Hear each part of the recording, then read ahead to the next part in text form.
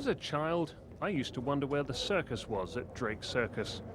Until recently, I assumed that the name came from the roundabout nearby. But our picture library showed me an earlier Drake Circus.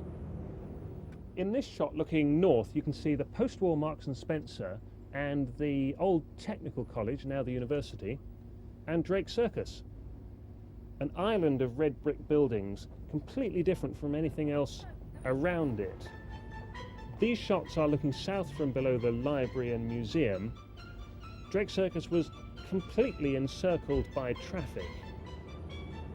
You can still get a flavour, I guess, of what the old Drake Circus used to be like from looking at these old buildings which are just south of the main library. Now, I've come here to meet somebody who I know will have a pin-sharp recollection of what used to be just south of here until 40 years ago. My Auntie Gwen, who's 85. Hello, Gwen. How are you? Hello, Neil. It was full of shops, oval in shape. They had Guinness is good for you in gold lettering, but during the war there was like a conveyor belt where they gave you news flashes of whatever was happening in the war, and it would be going around on this conveyor belt and people would stop and look up. Like Piccadilly Circus? Yeah, yeah. All done in lights? All done in lights, yeah. In the 30s, she used to go dancing at Drake Circus. She still has some of the sequins that she used to wear at the old Archie Collins dance hall.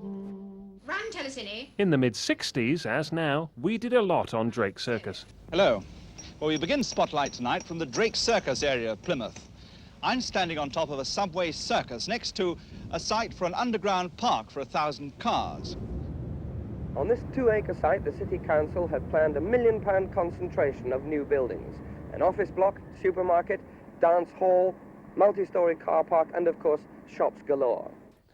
The tragedy about the demolition of the old Drake Circus is that what they chose to replace it with turned out to be absolutely appalling.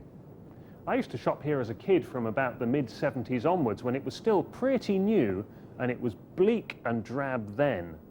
They never got around to building the dance hall, and perhaps we should be thankful that they didn't build the underground car park either. The subway circus was unwelcoming enough. In the 80s, they planned to redevelop here, but failed. What we have now is a superficially tweaked version of that 80s concept. Today, Keith Blackler is philosophical. Elder Plymouthians, I'm sure, will still be sentimental about that old Victorian red brick fortress that withstood the Blitz. But time has moved on. And we could have kept it, couldn't we?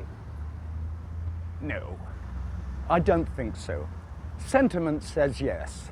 Your heart says yes, but your brain says no, not really. The external appearance of Drake Circus has been much criticised. I think actually a consensus will soon emerge among Plymouth shoppers that this development's great, certainly much better than what it has replaced.